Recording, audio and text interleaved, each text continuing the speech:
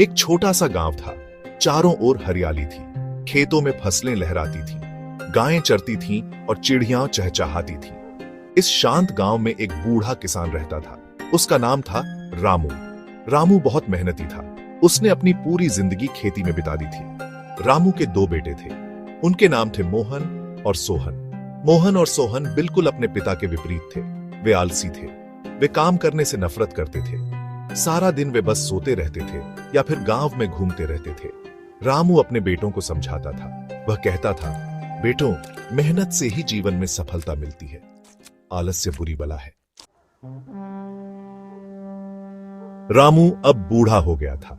वह बीमार रहने लगा था। उसे अपनी मृत्यु का आभास हो गया था। एक दिन उसने अपने बेटों को बुलाया। उसने कहा, बेटों, अब मेरा समय निकट है। मोहन और सोहन दुखी हुए। उन्होंने कभी सोचा नहीं था कि उनके पिता उन्हें छोड़कर चले जाएंगे। रामू ने आगे कहा, मैं तुम्हें एक रहस्य बताना चाहता हूं। हमारे खेत में एक खजाना दबा हुआ है। मोहन और सोहन हैरान हुए। उन्होंने अपने पिता से पूछा, खजाना? कहां है खजाना?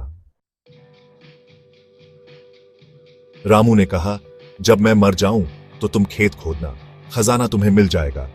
कुछ दिन बाद रामू की मृत्यु हो गई।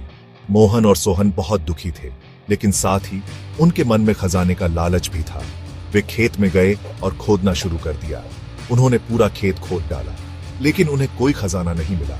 वे निराश होकर बैठ गए। तभी उन्हें अपने पिता की बात याद आई। रामू ने कहा था, मेहनत से ही जीवन में सफलता मिलती है। मोहन और सोहन को अपनी गलती का एहसास हुआ। उन्होंने फैसला किया कि अब वे मेहनत करेंगे। मोहन और सोहन ने खेत में बीज बोए। उन्होंने कड़ी मेहनत की। वे रोज खेत में पानी देते थे। वे खेत की देखभाल करते थे। कुछ महीनों बाद खेत में फसल लहराने लगी। मोहन और सोहन ने फसल काटी और बाजार में बेची। उन्हें बहुत पैसा मिला। उन्हें एहसास हुआ कि असली खजाना तो मेहनत है। उन्होंने अपने पिता की बात को समझ लिया था।